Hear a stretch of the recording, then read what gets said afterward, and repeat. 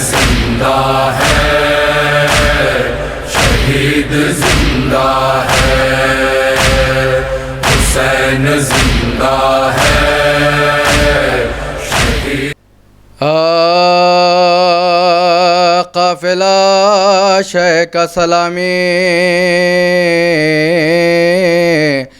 لب دریا اترا، پر مقدر میں نہ پانی کا قطرہ، پر مقدر میں نہ پانی کا قطرہ اترا۔ کربلا کا جو کسی شہر میں نقشہ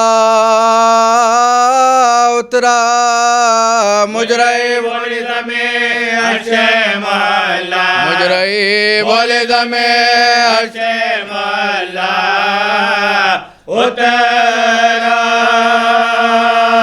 فوج منزل پہ اترتی تو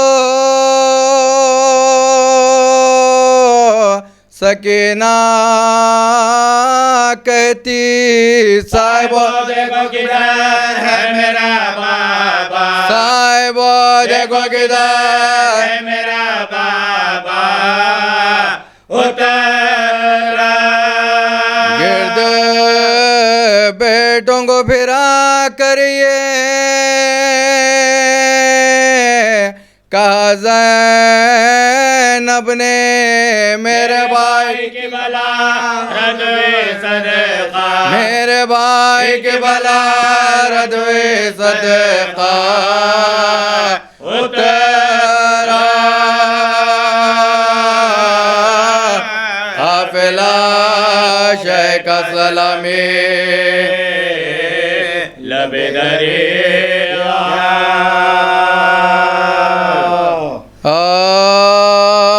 آئے مومنو حسین سے مقتل قریب ہے،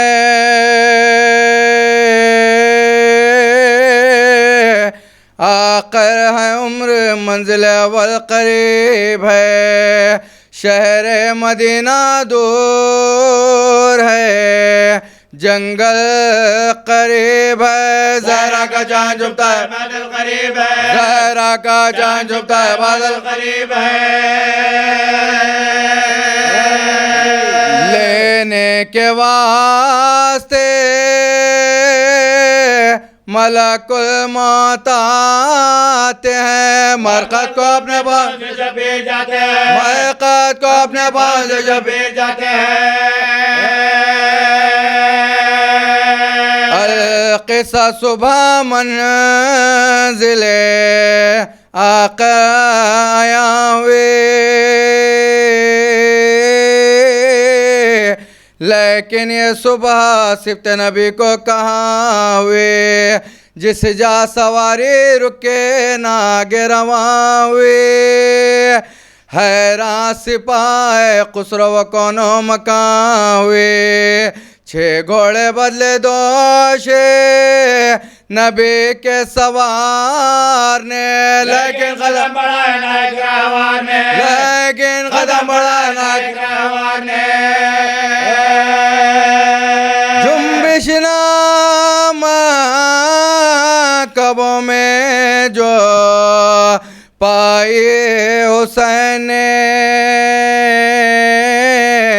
ایک مشتاق جھکے اٹھائے حسین نے، خود سونگے اور بہن کو سنگائی حسین نے، ہم شیخ سنیے دعائے حسین نے، ہم شیخ سنیے دعائے حسین نے، ہے خاک پھینکو میری جان جاتی ہے، بھیا تمہارے خون کی بوجھ سے آتی ہے، بھیا تمہارے خون کے باعث سے آتی ہے، باشندوں کو وہاں کے یہ مولا نے دیندہ نام زمیں کے جتنے ہو لو تم جدا جدا وہ بولے آپ کو مبارک ہر کے بلا یہ نینوا ماریا ہے اور کربلا معبد قلیل کا گنبد مسیح کا شے بولے اب یہ ہوئے گا مدفن زبید کا عباس کو پکارے نا آگے علم بڑا منزل یہی ہے چھاؤنی پردیسیوں کی چھاؤ ہم شکل مصطفیٰ کو ندادی بڑے نہ جا بیٹا قناتے گھیرو سراچے یہیں لگا غرے کو تو ہوا ہے ہمارا سفر تمام 10ویں کو دسویں کو گا فاطمہ زہرا کا گھر 10ویں کو گا فاطمہ زہرا کا گھر بٹھلا کے پہلوؤں میں انہیں یہ کیا بیان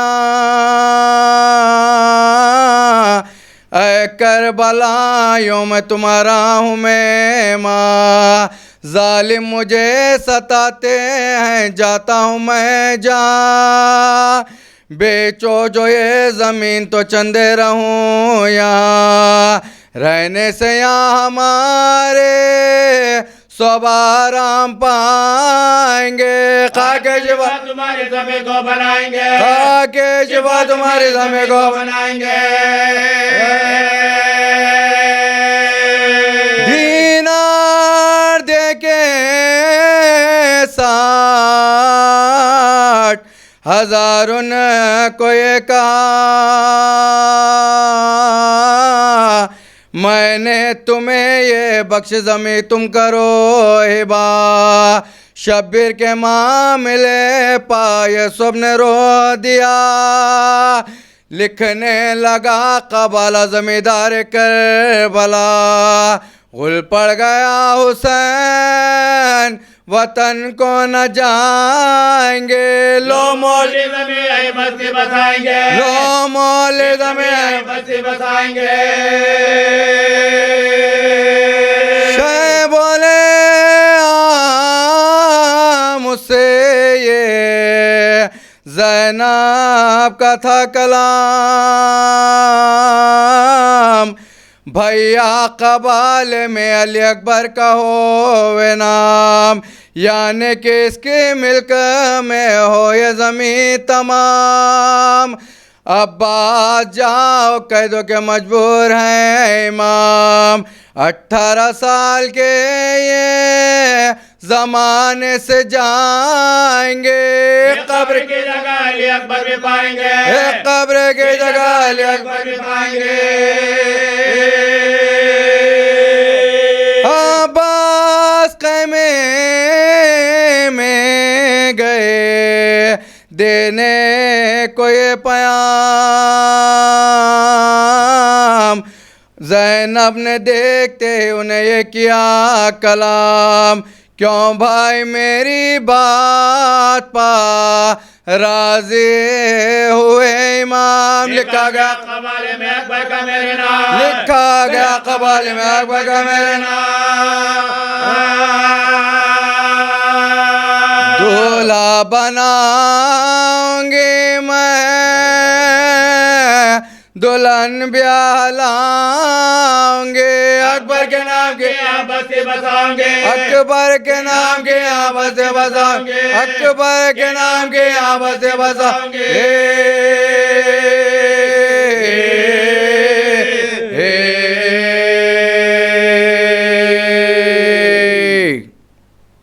صلوات اللہم صلی علی محمد و آل محمد جس پنجتن کسی سے تولا نہ چاہیے غیرت خدا کسی غیرت خدا کسی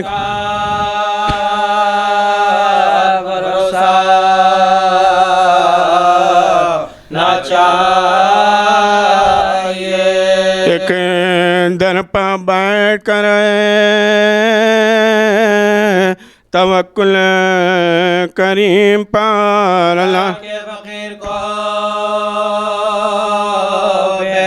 اللہ کے فقیر کو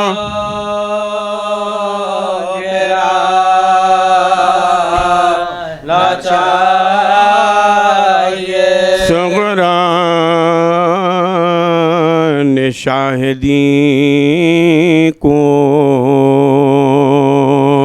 لکھا خط تو بھیجیے گر چاہتے نہیں ہمیں اچھا نہ چاہیے دو بیٹیاں تو پاس ہو ایک جا بلبئی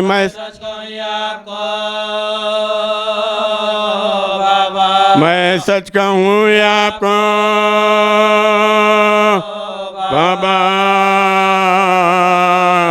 نہ چاہیے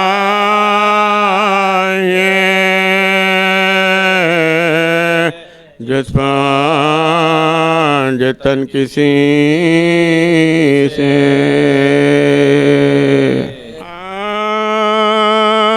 مسافروں کی مدینے میں جب رسید آئی کہ وعدہ گاہ میں فوج سعید آئی رسید آتے ہی سغرا کے گھر میں عید آئی تب پہ کون گیا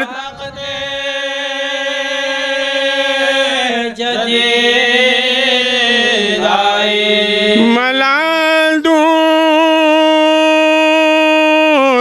ہوا عیش کے قرینے سے بخار نفس غم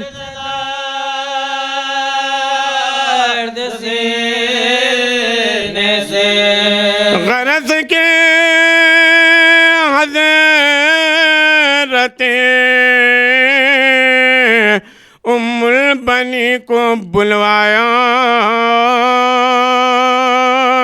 وہ آئی تو سرے تسلیم اٹھ کے نیوڑایا وہ ہنس کے بولی کے کیوں یار مجھ کو فرمایا کہاں مریض نے خوش ہو کے شیقاقت آیا ہمارے دل کو فقط نام برنے چین دیا محمد حسین دیا یہ کہہ کے مادر عباس کو لیا ہمراہ محمد حنفی کے گھر آئی دختر شاہ وہ منتظر تھے لیے نام شہد اجازت سلام کرتے گئے بنا لو اب سنا امام غریب کا نام پڑھو پڑھو مریض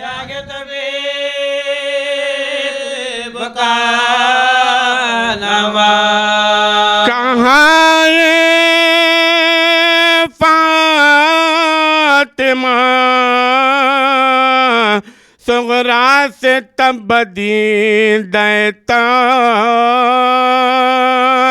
لکھا ہے باپ نے تم کو کہ اے میری دختر دعا کے بعد ہو معلوم میری نور نظر کوئی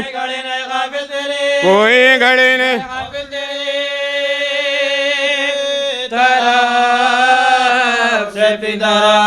خلق صدمہ ہے رنج و ملال ہے صغرا عدو کے نرغ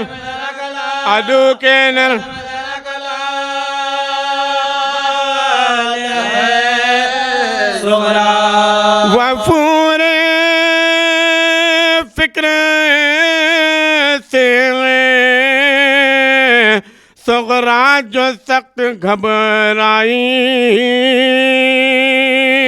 چچا کا اپنے قلمدان وہ اٹھا لائی اور التماس کیا اے حسین کے بھائی مجھے تو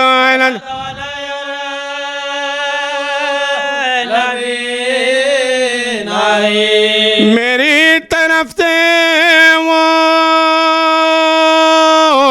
القاب لکھو بابا کو کنیز لکھے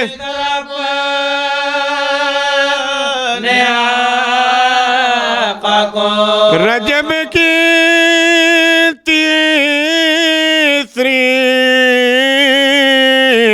کو تم نے گھر کیا ویران تمہارے بات ہوئی تین دے بابا جان شب برات ہوئی دوسرے مہینے آیا برو رمضان نہ تھی فاتحہ کتاب تمام تڑپتے رات ہوئی ہمارے گھر میں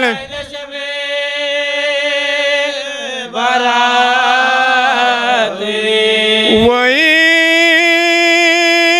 تو گئی دن عید فطر کا آیا گھر آن کر مجھے ہم جولیوں نے رلوایا کسی نے گہنا کسی نے لباس دکھلایا کوئی یہ بولے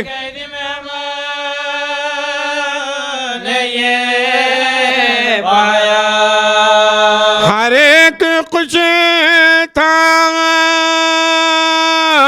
مگر میرے لپا نہ لیتے سفر میں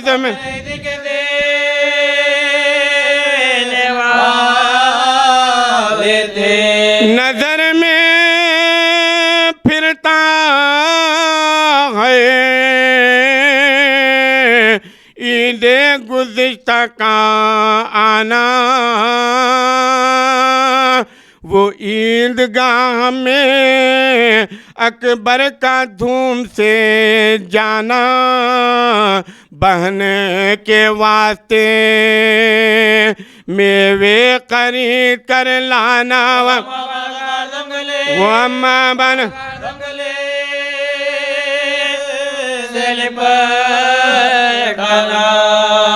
بجبر اب تو بغل گیر جس سے ہوتی ہوں بہن سکینہ کو میں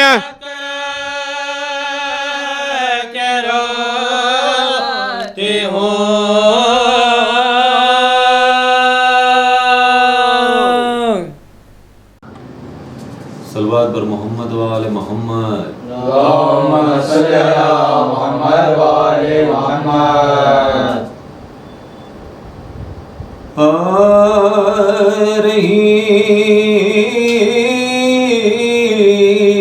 ہے نینوا کے بنے سے زہرا کی صدا میرے پیارے حسین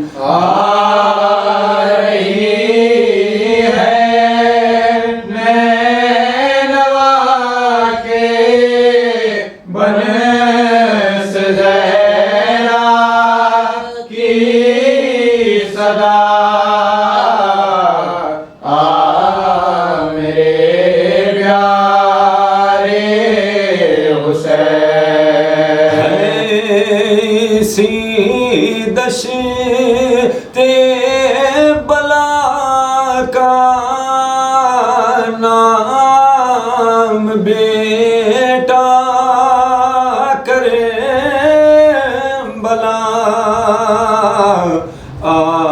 میرے پیارے حسین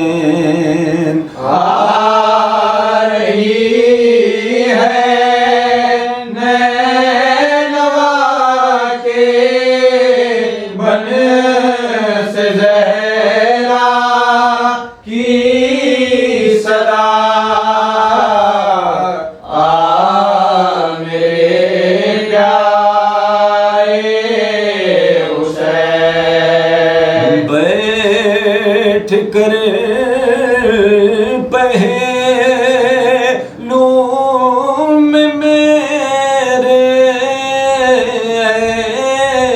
میرے نور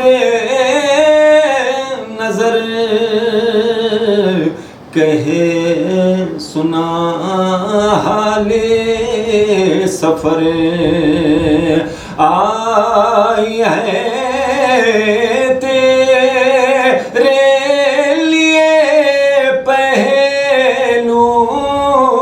شکستہ سیدہ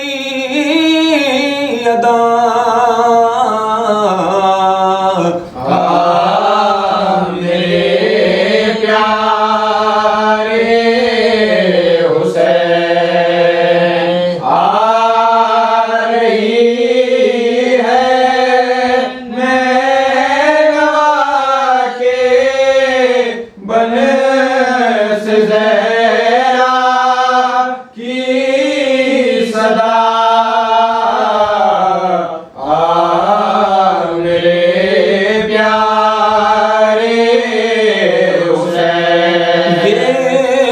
سے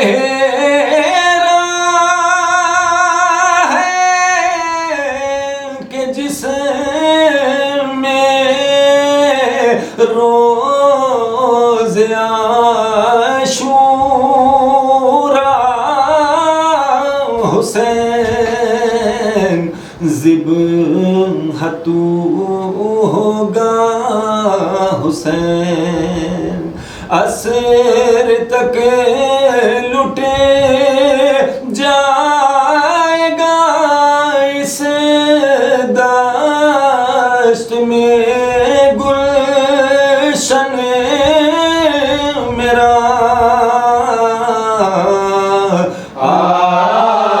میرے پیارے حسین آ رہی ہے نینوا کے بن سے زہرا کی صدا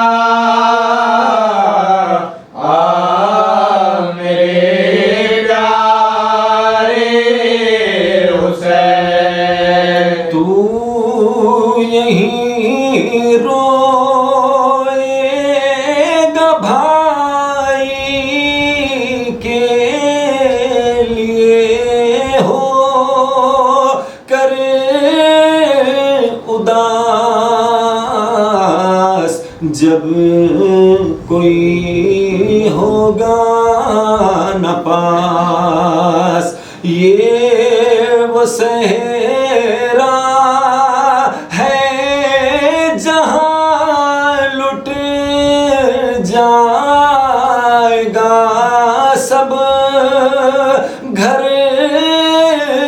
تیرا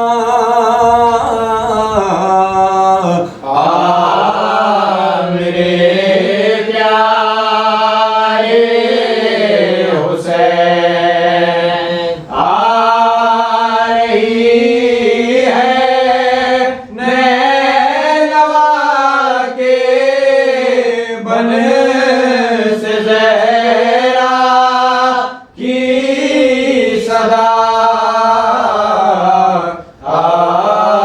میرے پیارے حسین یہ وہ صحرا ہے کہ جس میں تیرا فرزند رشید ہوگا جو رن میں شہید یہ وہ صحرا ہے کہ جس میں ہوں گی زینب بے ردا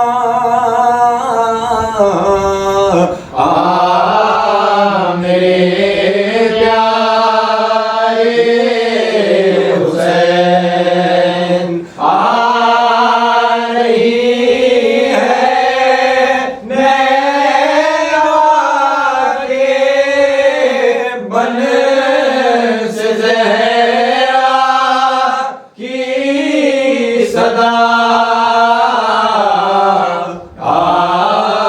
میرے پیارے حسین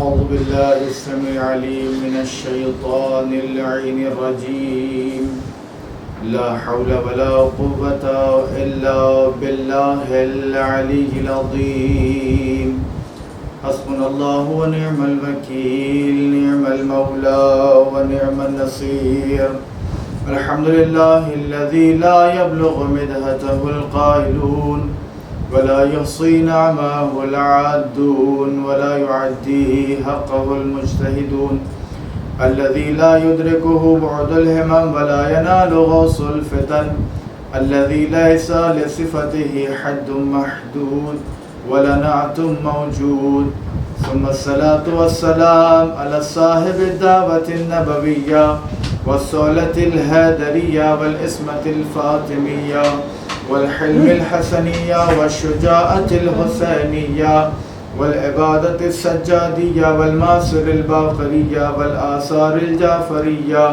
والحلم الكاظمية والرضوة الرضوية والجود التقوية والنقوة النقوية والهيبة العسكرية والغيبة المهدية اللهم صل على محمد وآل محمد أما بعد فقد قال رسول الله صلى الله عليه وآله وسلم من بكى على الحسين أو أبكى أو تباكى وجبت له الجنة صلوات پڑھ اللهم صل على محمد وآل محمد عزیزان محترم، برادران عزیز، برادران ایمانی، سن 2020 عشر مجالس کی تیسری مجلس آپ حضرات کے سامنے پیش ہونے جا رہی ہے۔ اس سے پہلے کہ میں کچھ غرائز پیش کروں، اگر آپ حضرات متوجہ ہیں تو جو ماحول ہمارے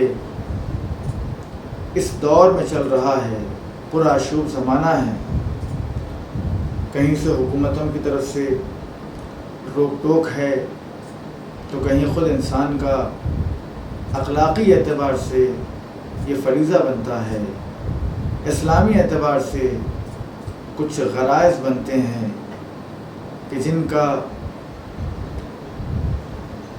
انسان کو چاہیے کہ احتیاط کرے۔ لیکن بہرحال اس پرآشوب زمانے میں جو چیزیں ہمارے لیے مقدم ہیں وہ کیا ہیں؟ عزائے مولا حسین. عزاداری اس چیز کو کہا جاتا ہے کہ جس سے انسان کا دل روشن ہو جائے، ضمیر بیدار ہو جائے اور خود انسان کے اندر ایک تحول، ایک بدلاؤ پیدا ہو جائے. اس کا نام عزاداری ہے.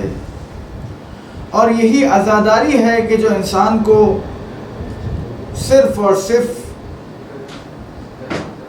منزلیں طے نہیں کرتی بلکہ اس کی معرفتوں میں اس طرح سے اضافہ کیا جاتا ہے. تو کوئی سلمان بن کے سامنے آتا ہے، کوئی ابو ذر بن کے سامنے آتا ہے، تو کوئی مقداد بن کے سامنے آتا ہے. یہ عزاداری ہی ہے جو انسان کے اندر تحول اور بیداری پیدا کرتی ہے. اور بڑے بڑے لوگوں نے اس عزاداری کا سہارا لیا اور اپنی تحریکوں کا بنیادی اعتبار سے اسے ایک قانون بنایا. خود ہندوستان کی جو تحریک چلی، جب انگریزوں نے ہندوستان پہ حکومت کی تو خود گاندھی جی کا کہنا ہے کہ میں نے مولا حسین کو اس انقلاب کو پڑھا، کربلا کے واقعات کو پڑھا، کربلا کے سانحے کو دیکھا اور اس کے بعد میں نے مولا حسین کی روش کو اختیار کیا، لہٰذا میں نے دشمنوں پہ کامیابی حاصل کی. تو یہ بدلاؤ، یہ چینجنگ، یہ تحول جو پیدا ہوا اور ایک تحریک جو چلی، اس تحریک کے بانی کا نام حسین ابن علی ہے. اور آپ دیکھیں گے تو بہرحال مجھے موضوع دیا گیا ہے کہ میں آداب عزا اور اہمیت عزاداری کیا ہیں. ضروری اس بات ہے، بہت ضروری بات ہے، اس لیے کہ بہرحال ہمارے یہاں ایک روایت موجود ہے کہ جس کے لیے کہا جاتا ہے کہ آداب عزا کے سلسلے میں بارہا آپ حضرات نے سنا ہوگا، لیکن بہرحال مجھ سے بھی ایک دفعہ سنتے چلے. ہم نے سنا، ہم نے پڑھا اور بڑے بزرگان بھی کہتے ہیں کہ جب کبھی کہیں بھی مولا حسین کی عزاداری کے لیے فرش بچھ جاتا ہے تو اب وہ ہستیاں آ جاتی ہیں جو لائق تعظیم ہوا کرتی ہیں. وہ ہستیاں آتی ہیں کہ جو مرکز طہارت ہوا کرتی ہے. تب ہمارا فریضہ کیا بنتا ہے؟ اخلاقی فریضہ ہمارا یہ بنتا ہے کہ ہم جب بھی فرش عزا پہ جائیں تو باوضو ہو کر کے جائیں، اس لیے کہ عزاداری درسگاہ حسین ابن علی کا نام ہے. انسان وہاں آ کر کے انسانیت کا درس حاصل کر کے لے جاتا ہے. حسین کا دربار صرف اور صرف حسینیوں کے لیے مخصوص نہیں ہے بلکہ حسین کا دربار ہر فرقے کے لوگوں کے لیے ہے، ہر مذہب کے لیے ہے. ہندو بھی ہے تو وہ حسین کی عزاداری میں شامل ہوتا ہے، سکھ بھی ہے حسین کی عزاداری میں شامل ہوتا ہے، اہل سنت بھی ہے وہ بھی حسین کی عزاداری میں شامل ہوتے ہیں. دنیا کے جتنے بھی ادیان پائے جاتے ہیں تمام ادیان کے لوگ حسین ابن علی کو اپنے آئیڈیل مانتے ہیں. اسی لیے تو شاعر نے کیا خوب کہا کہ انسان کو بیدار تو ہو لینے دو، ہر قوم پکارے گی ہمارے ہیں حسین. ایک صلوات پڑھے محمد و آل محمد پر. اللہم صلی اللہ محمد و آل محمد. تو ہمیں صرف اور صرف امام حسین کو اپنے حد تک محدود نہیں کر لینا ہے بلکہ حسین ابن علی کی ذات اس لامحدود ذات کے بندے کا نام ہے کہ جس کی خود ذات اس خدا کے صدقے میں لامحدود ہے، جس کے فضائل انگنت ہیں، بے شمار ہے، لامحدود ہے. انسان اگر چاہے اہل بیت کے فضائل کو گننا چاہے، رسول اکرم نے فرمایا کہ یہ زمین و آسمان کاغذ بن جائیں، دنیا کے تمام درخت قلم بن جائیں، یہ دنیا کے تمام سمندر سیاہی بن جائیں اور جن و انسان ایک جا ہو کر کے اس بات پر متفق ہو جائیں کہ یہ دونوں مل کے فضائل اہل بیت لکھنا چاہے تو کاغذیں ختم ہو جائیں گے، سیاہی ختم ہو جائے گی، سارے کے سارے قلم ٹوٹ جائیں گے اور یہ جن و انس لکھتے لکھتے تھک جائیں گے لیکن فضائل اہل بیت ختم ہونے والے نہیں ہے. تو یہ حسین ابن علی کی ذات ایک ایسی ذات ہے کہ جو ہر مذہب کے لوگوں کو اس بات کی طرف دعوت دیتی ہے کہ یہ مذہب مذہب حسینی ہے، یہ مذہب مذہب انسانیت ہے. یہاں کسی کا فرقہ نہیں چلتا، یہاں کسی کا دین نہیں چلتا، یہاں کسی کا مذہب نہیں چلتا. اگر یہاں چلتی ہے تو صرف اور صرف انسانیت ہے. اور آپ دیکھیں ہم نے اور آپ نے بارہا سنا کہ آداب عزا میں سے کیا ہے. ایک چیز میں نے عرض کیا کہ ہمیں جب بھی جانا چاہیے مجلس حسین میں باوضو ہو کے، اس لیے کہ ہمارا اعتقاد یہ ہے کہ ائمہ اہل بیت علیہ السلام ناطق قرآن ہیں. اللہ نے کہا کہ جب کبھی تم قرآن پڑھنے بیٹھو تو باوضو ہو کر کے بیٹھو. بھائی توجہ کا طالب ہوں. اللہ نے کیا کہا؟ اللہ نے یہ کہا کہ اگر تم قرآن پڑھنا چاہتے ہو، میرے کلام کو پڑھنا چاہتے ہو، مجھ سے گفتگو کرنا چاہتے ہو، تو پہلے تم وضو کرو. بغیر وضو کے تم نے اگر میرے کلام کو چھوا تو گویا کہ تم نے حرام کام کیا. تو اب سوچئے، جب ایک قرآن کہ جو بولتا نہیں ہے، جو بولتا قرآن نہیں ہے، اس قرآن کو پڑھنے کے لیے اللہ نے شرط لگائی ہے کہ باوضو ہونا شرط ہے. بے وضو آؤ گے تو حرام میں مبتلا ہو جاؤ گے. تو اب جو ناطق قرآن ہے، اگر اس کا ذکر سننا چاہتے ہو تو ہمارا اخلاقی فریضہ کیا ہے، ہمارا ضمیر کیا کہتا ہے؟ ہمیں باوضو ہو کر آنا چاہیے. اور یہ فرش اعضاء کوئی معمولی فرش نہیں ہے. یہ فرش اعضاء ایک ایسا فرش ہے کہ میں ایک روایت پڑھتا ہوں کہ جس میں کہا گیا ہے کہ فرشتے اس در پہ آتے ہیں، اس فرش پہ آتے ہیں جہاں مولا حسین کی مجلس برپا ہوتی ہے. اور جب فرشتے اس فرش اعضاء پہ آ کے بیٹھ جاتے ہیں اور بیٹھنے کے بعد ہم اور آپ بھی مجلس میں شریک ہوتے ہیں، ہم اور آپ تبرک لے کے چلے جاتے ہیں. لیکن جب فرشتے جاتے ہیں تو وہ کیا لے کے جاتے ہیں؟ سوال یہ ہے کہ فرشتے کیا لے کے جاتے ہیں؟ روایت کہتی ہے کہ فرشتے جب اپنے مقام پہ واپس جاتے ہیں، عرش اعلیٰ پر جاتے ہیں، تو ان سے ایک طرح کی خوشبو مہکتی محسوس ہوتی ہے. تمام فرشتے پریشان ہوتے ہیں، ملائے اعلیٰ میں خوشبو پھیل جاتی ہے، سب پریشان ہوتے ہیں. آخر تمہارے پاس یہ خوشبو کیسے آئی؟ یہ خوشبو کہاں سے لائے؟ کہا کہ ہم وہاں گئے تھے جہاں مجلس حسین ہو رہی تھی، ہم وہاں گئے جہاں عزاداری امام حسین کو منایا جا رہا تھا. تو اب وہ جو دوسرے فرشتے ہوتے ہیں ان فرشتوں سے پوچھتے ہیں، اچھا یہ بتاؤ کیا وہ مجلس ابھی بھی ہو رہی ہے؟ کیا ہم بھی اس مجلس میں شامل ہو سکتے ہیں؟ وہ فرشتے کہیں گے نہیں، وہ مجلس تو ختم ہو گئی، لوگ چلے گئے اور ہم واپس آ گئے. تو اب وہ فرشتے نا امید ہونے لگیں گے. لیکن وہاں پر ایک ذات، ایک آواز غیبی آئے گی اور فرشتوں سے کہے گی، اے فرشتوں تم جاؤ کہ اس جگہ پر کر لو اپنے آپ کو کہ جہاں عزادار امام حسین بیٹھے ہوں. دیکھیں آپ کتنا بڑا آپ کا مقام ہے، کتنی بڑی منزلت ہے، کتنا بڑا اسٹیٹس ہے عزاداری امام حسین کے لیے. تحفظ عزا تو ہم نہیں ہو سکتے، اس لیے کہ تحفظ عزا صرف ایک ذات ہے، وہ ہے ہمارا اور آپ کا امام جو پردہ غیبت میں ہے. وہ اس عزا کی حفاظت کر رہا ہے. ہمارا آپ کیا حفاظت کریں گے؟ ارے جس کی عزاداری حفاظت کرے اسے شیعہ حیدر کرار کہتے ہیں، اور جو عزاداری کی حفاظت کرے اسے امام زمانہ کہا جاتا ہے. ایک صلوات پڑھیں محمد و آل محمد پر. اللہم صلی اللہ محمد و آل. تو عزیزان محترم، میں نے عرض کیا کہ جب وہ فرشتے اس مقام پہ آتے ہیں جس مقام پہ عزادار بیٹھ کے مولا حسین کی عزاداری کرتے ہیں، اس مقام سے اپنے آپ کو مس کرتے ہیں تو ان کے اندر وہ خوشبو پیدا ہو جاتی ہے.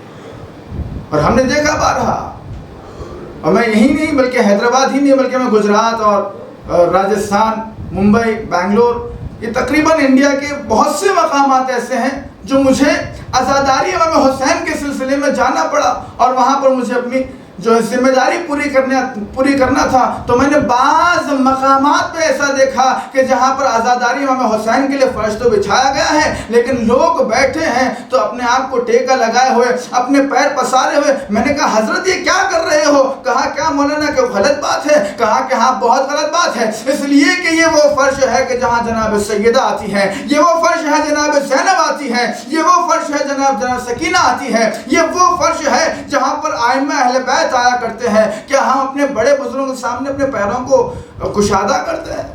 تو اس کے آداب یہ ہوتے ہیں کہ جب بھی فرش ماتم پہ آؤ، فرش عزا پہ آؤ، بالکل آداب کے ساتھ آؤ، یہ سوچ کر آؤ اور یہ یقین جانو کہ اس مقام پہ جناب فاطمہ زہرا ہوتی ہے جہاں مجلس حسین برپا ہوتی ہے. اور خود چوتھے امام نے بھی یہ بات یعنی عملی طور پر کر کے دکھایا کہ عزاداروں کا مقام کیا ہے. ایک دفعہ کا واقعہ ہے کہ مولا مدینے میں موجود تھے. ایک شخص آیا، مولا کا چاہنے والا تھا، کہا آقا کربلا کے بعد سے آج تک میں نے آپ کو کبھی مسکراتے ہوئے نہیں دیکھا، لیکن چونکہ اب میری بیٹی کی شادی ہے، تقریب ہے، میں چاہتا ہوں کہ آپ میری بیٹی کی شادی میں شامل ہو جائیے. چوتھے امام نے کہا کہ اے شخص، جب سے کربلا کا واقعہ رونما ہوا ہے، میں نے تب سے لے کے آئندہ انشاءاللہ کسی خوشی کی تقریب میں شامل نہیں رہوں گا۔ تو کہا آقا مجھے اگر آپ کو بلانا ہو گھر پہ تو میں کیا کروں؟ کہا کہ میرے بابا حسین کی مسجد برپا کر میں ضرور آؤں گا۔ تو اس نے شادی سے پہلے اپنی بیٹی کی مولا حسین کی مجلس کو برپا کیا۔ یہ ایک درس ہے کہ ہم جب اپنی بچیوں کی شادی کرتے ہیں، اپنے بچوں کی شادی کرتے ہیں، تو مولا حسین کی عزاداری سے شروعات کریں۔ اس کی برکتیں، اس کی نعمتیں، اس کی رحمتیں اور ہوتی ہے، زندگی میں اس طرح سے بدل جاتی ہے کہ اب وہ زندگی صرف ان کی زندگی نہیں رہ جاتی، بلکہ اب نگاہیں، کرامتیں اور برکتیں اہل بیت کی اس پر نازل ہوتی ہے۔ اور جس زندگیوں پر رحمتوں کا، برکتوں کا نزول ہوتا ہے، وہ زندگی کا کیا کہنا۔ تو عزیزان محترم، اس شخص نے کہا کہ میں نے مجلس امام حسین رکھا ہے، اب آپ میرے گھر تشریف لائیے۔ مولا چوتھے امام گھر تشریف لے گئے اور وہاں جانے کے بعد کچھ دیر گھر میں آرام کیا۔ اس کے بعد جیسے مصائب ہونے لگے تو ایک مرتبہ وہ جو بانی مجلس تھا، جو گھر کا جو مجلس اس نے رکھا تھا، وہ چوتھے امام کو دیکھنے لگا، مولا نظر نہیں آئے، پریشان ہوا، آخر مولا کہاں چلے گئے۔ اب جو باہر آ کے دیکھا تو کیا دیکھا کہ مولا وہاں تشریف فرما ہے جہاں عزاداروں نے اپنی جوتیاں اتاری ہیں۔ کیا مقام ہے عزاداری امام حسین کا۔ اور ہمارا معاشرہ کیا کہتا ہے؟ ہمارے منہ میں گٹکا ہے، ہم فرش عزا پہ آ رہے ہیں، ہم سگریٹ پی رہے ہیں، فرش عزا پہ آ رہے ہیں، جھوٹ بول رہے ہیں، فرش عزا پہ آ رہے ہیں، کلا برداری کر رہے ہیں، فرش عزا پہ آ رہے ہیں، بھائی کا حق مار رہے ہیں، فرش عزا پہ آ رہے ہیں، ماں باپ کی نافرمانی کر رہے ہیں، فرش عزا پہ آ رہے ہیں۔ ذرا سوچو تو صحیح، ایک ماں باپ کو تم نے ناراضی کیا، ناراحت کیا، پریشان کیا، اور یہاں کے حسین کی ماں کو رضایت کرنا چاہتے ہو، راضی کرنا چاہتے ہو، کیسے ہو سکتا ہے؟ ایک بھائی کا حق نہیں دیے ہو اور مولا عباس کا ماتم کرنے کے لیے آ گئے ہو۔ ہم جھوٹ بول رہے ہیں لیکن اہل بیت کا غم منانے کے لیے آ رہے ہیں، ہمارے منہ میں گٹکا ہے، ہمارے منہ سے بدبو آ رہی ہے، لیکن ہم نام حسین لینے کے لیے آ رہے ہیں۔ یقین جانو عزیزان محترم، یہ نام اتنے محترم ہے کہ اگر 1000 دفعہ بھی آب کوثر سے دھوئیں، اس کے بعد بھی اگر مولا حسین کا نام لینا چاہے تو وہ حق ادا نہیں ہو سکتا۔ تو ہمیں چاہیے کہ اس عزاداری کو اس کے آداب کے ساتھ، اس کی اہمیت کیا ہے میں انشاءاللہ بیان کروں گا، لیکن میں بتا رہا ہوں کہ آداب کیا ہیں۔ آداب یہ ہے کہ انسان جب بھی عزاداری کرنے کے لیے گھر سے نکلے، پہلے نیت کرے کہ میں عزاداری امام حسین کرتا ہوں قربتاً الی اللہ۔ اللہ اس چیز سے جب راضی ہو جائے گا تو مولا حسین کی عزاداری، ورنہ آپ کی اور ہماری عزاداری کے محتاج نہیں ہے مولا حسین، خدا نہ خواستہ وہ اس لیے شہید نہیں ہوئے تاکہ میرے بعد قوم ہے مجھے روئے، نہیں، مولا حسین نے مقصد کو پیش کیا اور ہم نے کیا کیا؟ کربلا سے صرف اور صرف مولا حسین کے زخموں کو لے لیا، مقصد کو وہیں چھوڑ دیا۔ مولا حسین شہید کیوں ہوئے اس کو نہیں دیکھا، اور اہمیت عزاداری کیا آپ دیکھیں، اور میں بتاتا ہوں انشاءاللہ۔ اللہ تعالیٰ نے قرآن میں فرمایا یا بنیا انی ارا فی المنام، جناب ابراہیم نے اپنے بیٹے سے کہا کہ اے بیٹے میں نے خواب میں دیکھا انی اذبحک، کہ میں تجھے ذبح کر رہا، فانظر ماذا ترى، اب تو یہ بتا کہ میں کروں کیا، تیری مرضی کیا ہے اس کے اندر۔ تو جناب اسماعیل نے کہا کہ قال یا ابت افعل ما تؤمر، اے میرے والد، اے میرے بابا جان، آپ کو جو حکم ہوا ہے وہ آپ پورا کیجئے، ستجدونی انشاءاللہ من الصابرین، تو بس تم مجھے، اے میرے ابو، اے میرے بابا، آپ مجھے جو ہے صابروں میں سے پاؤ گے۔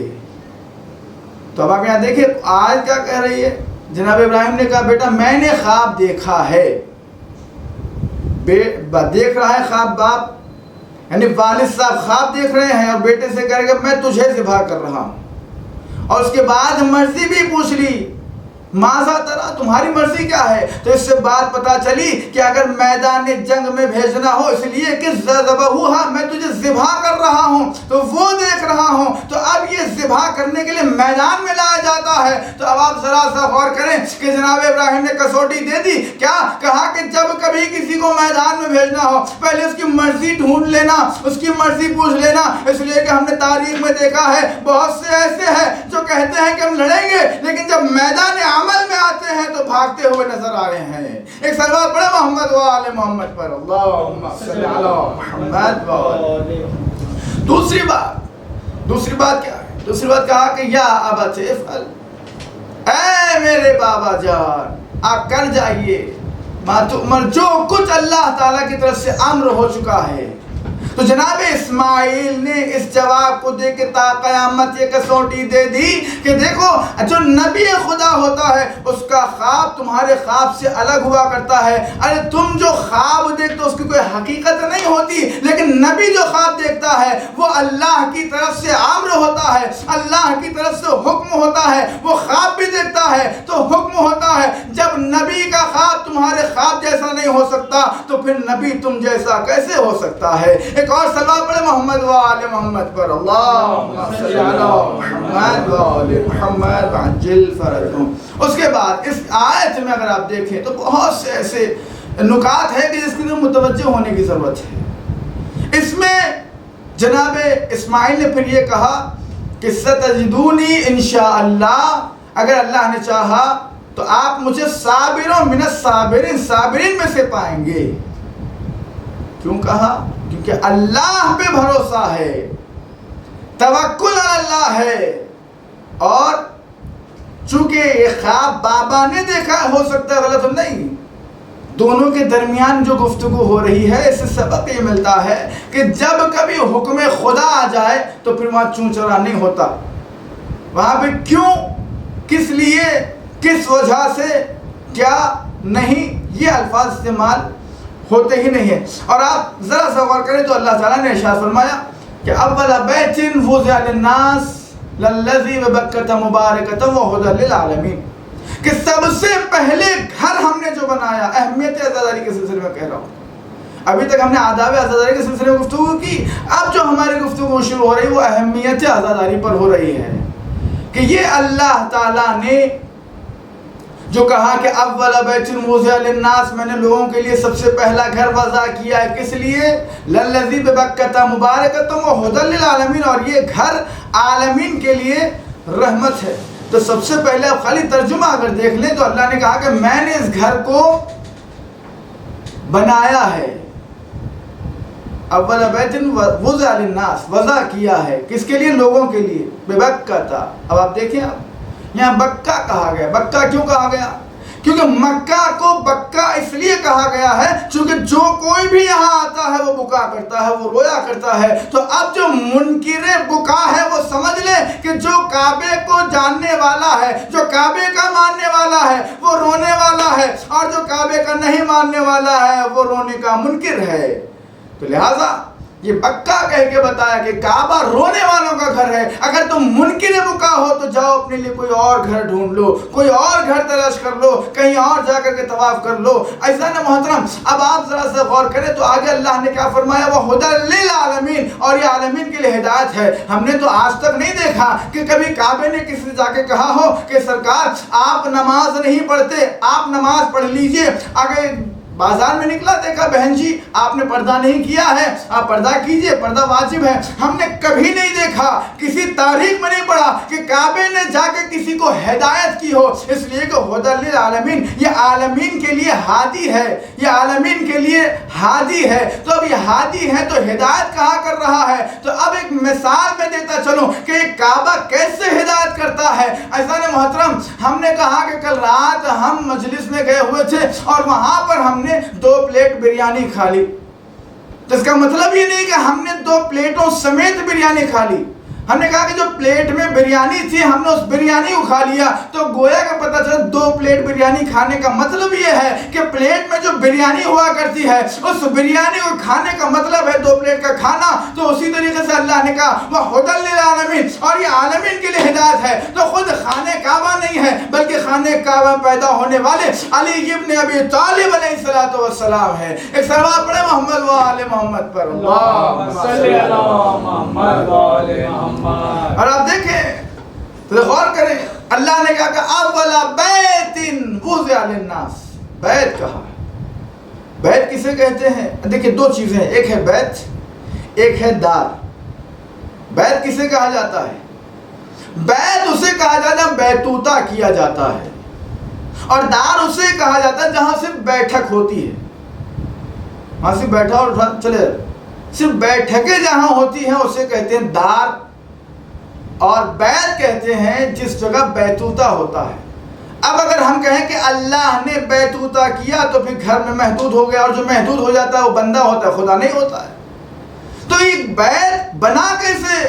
تو کہا کہ یہ ایک بیت اگر بنا ہے تو اس مولا کائنات کے صدقے میں کہ جس کی ولادت کے لیے اس کی ماں فاطمہ بنت اسد خانہ کعبہ میں 3 دن بیتوتا کی ہے, لہٰذا یہ گھر کہلانے کے قابل ہوا. لہٰذا اللہ نے کہا اول بیت وضع للناس, ہم نے سب سے پہلا گھر منسوب کیا ہے, لوگوں کے لیے وضع کیا ہے. اب آپ آئیے آگے, اس کے علاوہ کیا ہے؟ اس کے علاوہ یہ کہا گیا ہے کہ مکہ میں جتنی بھی نسبتیں ہیں وہ سب کے سب محترم ہیں. مکہ کے اطراف جتنی بھی نسبتیں ہیں, آپ ذرا سا غور کریں کہ اہمیت اعضاء کیا ہے. کہ مکہ میں جتنی بھی اطراف میں جتنی چیزیں پائی جاتی ہیں, چاہے زمزم و صفا ہو, چاہے مینا ہو, چاہے وہ حجر اسود ہو, یہ تمام چیزیں کیا ہے؟ اللہ کے نزدیک محترم ہے. کیوں محترم ہے؟ اس کے لیے کہا گیا ہے کہ دیکھو, ایک ہے حجر اسود جو بالکل خانہ کعبہ سے لگا ہوا ہے, اور ایک وہ پتھر ہے جسے رمے جمرات کہا جاتا ہے جہاں پر حاجی جا کے پتھر مارا کرتے ہیں, 3 پتھر مارا کرتے ہیں. تو یہ حجر اسود کو جا کے انسان چومتا ہے, اس کا احترام کرتا ہے. لیکن جب یہ رمے جمرات میں جاتا ہے, شیطانوں کی طرف جاتا ہے, تو اپنے ہاتھوں میں کنکریاں لیے ہو جاتا ہے, پتھر مارتا ہے. تو وہاں مارا کیوں جا رہا ہے, یہاں چوما کیوں جا رہا ہے, حالانکہ وہ بھی پتھر ہے, یہ بھی پتھر ہے. تو اللہ نے بتا دیا دیکھو جو بیت کے نزدیک ہو وہ قابل احترام ہے, اور جو بیت سے دور ہو جائے وہ قابل لعن و طعن ہے. ایک صلوات پڑھے محمد و آل محمد پر. اللہم صلی علی محمد و آل محمد. تو یہ جو کہا جاتا ہے کہ یہ بھی تو پتھر ہے, وہ بھی پتھر ہے, تو لہذا دونوں میں فرق کیا ہے؟ کہا کہ یہ بیت سے دور ہے, یہ بیت سے دور ہے, وہ بیت سے قریب ہے. تو یہ قرینہ دے دیا کہ اہل بیت کی مثال خانہ کعبہ کی طرح ہے. رسول اللہ نے فرمایا کہ اہل بیت کی مثال بالکل کعبے کی طرح ہے. اب آپ دیکھتے چلے جائیے اور تاریخ پر نگاہ کرتے چلے جائیے. اب جو حضرات اہل بیت سے نزدیک ہوتے گئے وہ قابل تعریف ہے, اور جو اہل بیت سے دور ہوتے گئے وہ قابل لعن و طعن ہے. اس کے بعد اب آپ غور کریں گے تو اللہ تعالیٰ نے ارشاد فرمایا کہ ہم نے جناب ابراہیم کو جو خواب دکھایا تو اس کو ہم نے ذبح عظیم میں تبدیل کر دیا. جب ذبح عظیم میں تبدیل کر دیا تو پھر یہ تعبیر کیا ہوئی؟ جناب ابراہیم نے جو خواب دیکھا وہ خواب تو سمجھ میں آیا, لیکن اس خواب کی تعبیر کیا ہے؟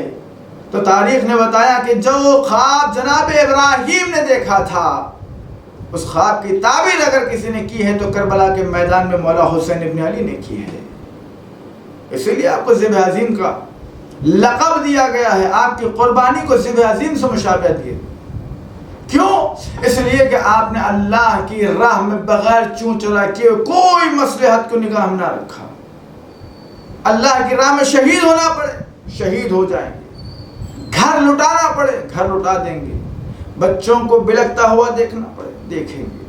اتنی تمام مشکلات کو سہتے ہوئے بھی انہوں نے کبھی حق کا دامن نہیں چھوڑا, اور انہوں نے ہم تمام کو قیامت تک آنے والوں کے درس دیا. دیکھو تمہیں اگر حق کے راستے میں بڑی سے بڑی مشکل کا سامنا کرنا پڑے لیکن تم حق کا دامن نہ چھوڑنا, اس لیے کہ الحق مع علی و علی مع الحق, حق علی کے ساتھ ہے, علی حق کے ساتھ ہے. لہذا ہمیں چاہیے, ہم جب شیعان حیدر کرار ہونے کا دعویٰ کرتے ہیں کہ ہم شیعان حیدر کرار ہیں, ہم ان سے محبت کا دعویٰ کرتے ہیں, تو ہمیں چاہیے کہ ان کے کہے ہوئے عمل, ان کے کہے ہوئے باتوں پہ عمل کرے.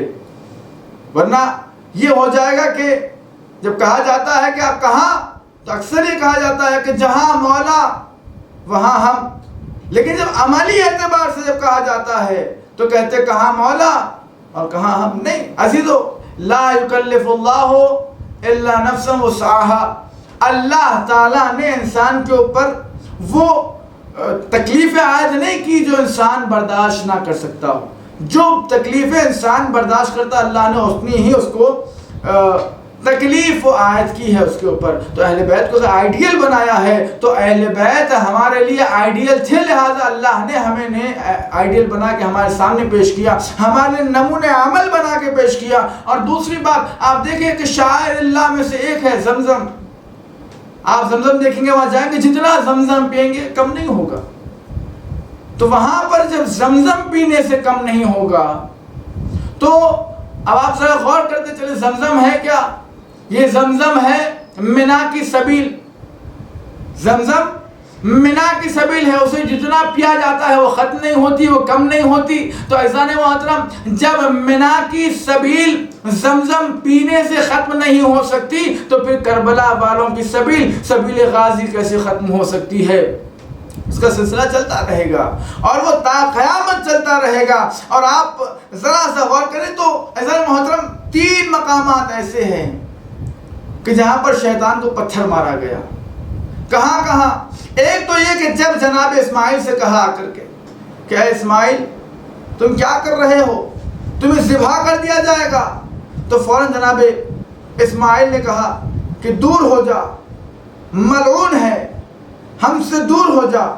اس کے بعد فوراً ہی جناب حاجرہ کے پاس گیا اور جانے کے بعد کہا کہ اے زوج نبی تمہارا شوہر پاگل ہو چکا ہے، دیوانہ ہو چکا ہے، ان کا دماغ کام نہیں کر رہا ہے، یہ اپنے بچے کو ذبح کرنے کے لیے جا رہے ہیں. فوراً ہی کہا دور ہو جا، استغفار کہا، اعوذ باللہ کہا، ہم سے دور ہو جا، ہم اللہ کی پناہ میں ہیں، تیری پناہ سے ہٹ جاتے ہیں. تو جیسے کہنا تھا پھر جناب ابراہیم کے پاس گیا، کہا کہ ابراہیم کیا کر رہے ہو، یہ تمہارا بیٹا ہے، کیا کوئی اپنی اولاد کو قتل کر دیتا ہے؟ فوراً انہوں نے بھی دھتکار دیا، بڑھا دیا، اپنی بارگاہ سے مردود کر دیا.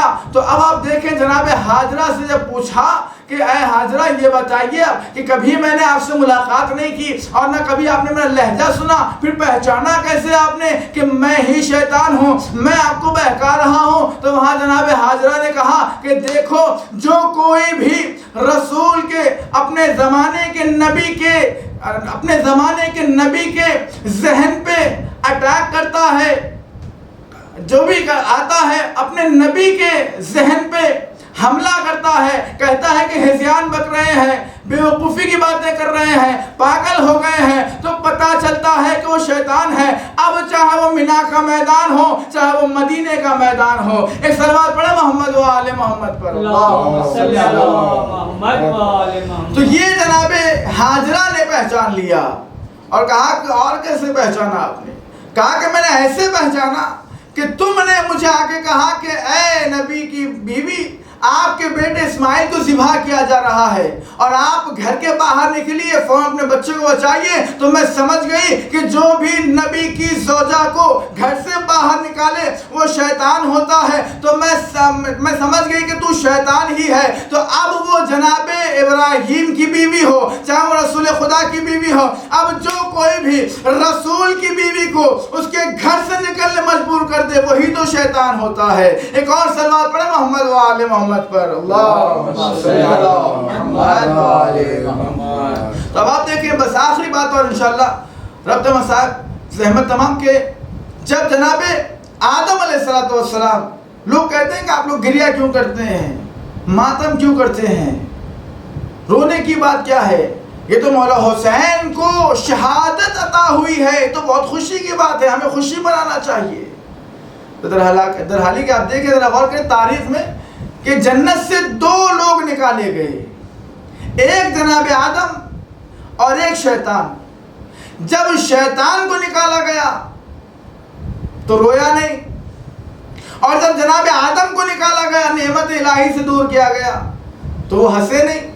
تو اس کا مطلب پتا چلا کہ جو کوئی بھی رحمت الہی سے دور ہونے کے بعد روتا ہے وہ آدمیت کہلاتا ہے، اور جو ہنستا ہے وہ ابلیسیت کہلاتا ہے۔ تو ہمیں چاہیے کہ ہم اس نقطۂ نگاہ پہ نظر کریں کہ جہاں پر جناب آدم نے دنیا میں آنے کے بعد 200 سال تک گریہ کیا، اور گریہ کرنے کے بعد جبریل امین آئے، کہا کہ اے آدم کیوں پریشان ہو، تم نے 200 سال تک گریہ کیا ہے، اب کیا چاہتے ہو؟ اب یہ چاہتے ہو کہ اللہ تمہاری توبہ قبول کر لے؟ کہا تمہارا گریہ کرنا ہی کافی نہیں ہے، بلکہ میں کچھ اسماء لایا ہوں، ان اسماء کے ذریعے سے اللہ کی بارگاہ میں تم توبہ کرو، اللہ ان اسماء کے صدقے میں تمہاری تمام دعاؤں کو قبول کرے گا۔ تو جناب آدم نے بتا دیا کہ میرے 200 سال کا گریہ ایک طرف، کچھ اسماء حسنہ کا اللہ کی بارگاہ میں وسیلہ دے کے مغفرت کرنا ایک طرف، تو خالی رونا کافی نہیں ہے، رونے کے ساتھ ساتھ ان اسماء کی معرفت کا ہونا ضروری ہے کہ جن کو اللہ محبوب رکھتا ہے۔ اب آپ غور کریں وہ کون ہے؟ تو جناب آدم کی خلقت کے لیے کہا گیا ہے کہ جب جناب آدم خلق کیے گئے تو فرشتوں سے بھی کہا گیا کہ اے فرشتوں یا انبئہم باسمائہم، اے فرشتوں اسماء بتاؤ۔ تمام فرشتے خاموش ہو گئے۔ اب ایک مرتبہ اشارہ کیا جناب آدم کی طرف، کہا یا آدم انبئہم باسمائہم، اے آدم وہ اسماء بتاؤ۔ تو فوراً ہی جناب آدم نے کہنا شروع کیا یا الہی و سیدی و مولایا انت المحمود ھذا محمد، انت الاعلی ھذا علی، انت فاطر السماوات والارض ھذا فاطمہ، انت محسن ھذا حسن، انت قدیم الاحسان ھذا حسین۔ تو سب سے پہلے جناب آدم نے اپنی زبان پہ کوئی کلمہ جاری کیا تو پنجتن پاک ہے۔ ایک صلوات پڑھے محمد و آل محمد پر، اللہم صلی اللہ علیہ محمد۔ عزیزان محترم، اپنی گفتگو کو میں یہیں ختم کرتا ہوں، لیکن اس بات کے ساتھ کہ جناب آدم رحمت الہی سے دور ہوئے تو گریہ کرنے لگے، لیکن کبھی فرشتوں نے یہ نہیں کہا کہ اے آدم تم غلط کر رہے ہو، تمہارا رونا بدعت ہے۔ یہ اہل بیت اطہار کل بھی مظلوم تھے، آج بھی مظلوم ہے۔ کل بھی انہیں رونے نہ دیا گیا، آج ان پر رونے نہیں دیا جا رہا ہے۔ کل تک ان پر فتوے لگائے جاتے تھے، آج ان کے چاہنے والوں پر فتوے لگائے جا رہے ہیں۔ کیا مصیبت ہے عزادار مظلوم کربلا۔ چونکہ بہرحال 3 محرم ہے اور کہا جاتا ہے فرہنگ حیدرآباد کے اعتبار سے کہ یہاں جناب حبیب نے مظاہر کے مصائب پڑھے جاتے ہیں۔ میں چاہتا ہوں کہ اس دوست کے سلسلے میں 2 جملے آپ حضرات کی خدمت میں پیش کروں کہ جس کو مولا حسین نے اپنا دوست کہا ہے۔ یہ حبیب ہے کون؟ یہ حبیب 5 سال کی عمر میں حافظ کل قرآن ہو چکے تھے۔ یہ جب کبھی دیکھتے کہ مولا حسین راستے سے گزر رہے ہیں، کیسے دوست ہیں دیکھیں کہ مولا حسین جس راستے سے گزرتے، جہاں جہاں قدم رکھتے وہاں کی مٹی اٹھاتے اپنے سر پہ لگاتے ہیں۔ اور آپ دیکھیں جب یہ قافلہ کربلا پہنچا اور 2 محرم سے پانی بند کر دیا گیا، اس کے بعد لشکروں پہ لشکر آنے لگے۔ جناب زینب سلام اللہ علیہا آئی، کہا میرے ماجد حسین میں صبح سے دیکھ رہی ہوں یزیدی فوج پہ فوج آئی جا رہی ہے، دستے پہ دستے آئے جا رہے ہیں، کیا آپ کا کوئی اپنا نہیں ہے کہ جو ہماری نصرت و مدد کے لیے یہاں آ سکے؟ مولا حسین کے ذہن میں بس ایک ہی خیال آیا کہ میرا دوست حبیب ہے۔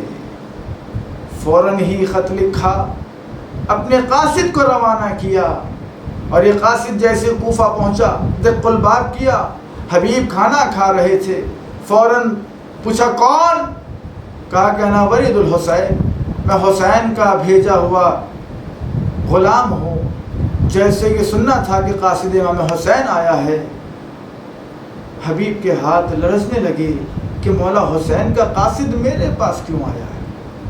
پریشان ہونے لگے، آئے دروازے پر، دروازہ کھولا، اس کے بعد ایک مرتبہ کہا کہ کیا وجہ ہے کہ کیوں آئے ہو؟ کہا کہ مولا حسین نے آپ کے لیے خط بھیجا ہے، اب جو حبیب نے خط کھولا اور خط کھولنے کے بعد جب پڑھنا شروع کیا تو خط میں لکھا تھا اے میرے حبیب، اے میرے دوست، آج یہ حسین کربلا کے میدان میں گر چکا ہے، نرغہ آدھا ہے، چاروں طرف سے دشمنوں نے ہمیں گھیر لیا ہے، اگر مجھے کوئی اس تنہائی میں، اس بے کسی میں کوئی یاد آیا ہے، اس مظلومیت کے عالم میں نے کسی کو یاد کیا ہے تو وہ تم ہو حبیب، اس لیے کہ میرے ساتھ زینب بھی ہے، میرے ساتھ ام کلثوم بھی ہے، میرے ساتھ سکینہ بھی ہے۔ جیسے یہ سننا تھا کہ حبیب نے ایک مرتبہ امتحان لینا چاہا اور اپنی زوجہ سے کہنے لگے کہ یہ حسین ابن علی کا خط آیا ہے، کربلا میں نرغ عادہ میں گر چکے ہیں،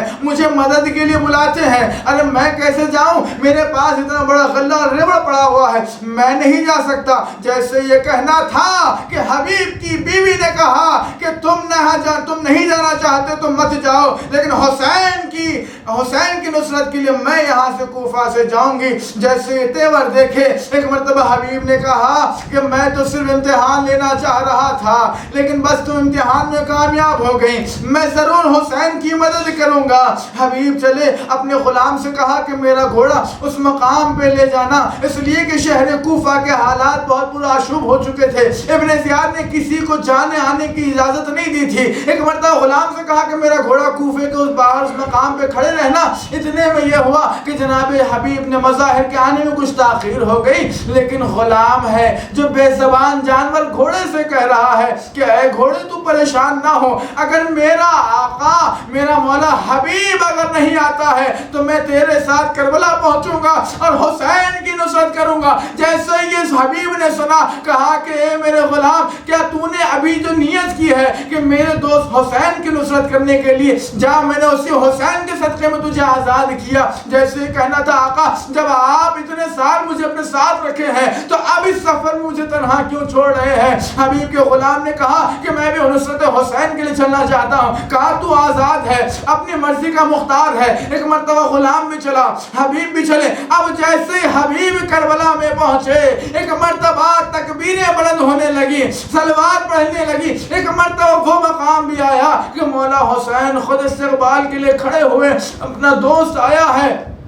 مولا حسین نے حبیب کو بلایا، اپنے گلے سے لگایا، کہا کہ حبیب تمہارے آنے سے مجھے کتنی طاقت ملی ہے، کتنی ڈھارس ملی ہے۔ جس طرح سے یہ فوج حسینی کے لیے عباس ڈھارس ہے، ویسے تم میرے لیے ڈھارس ہو۔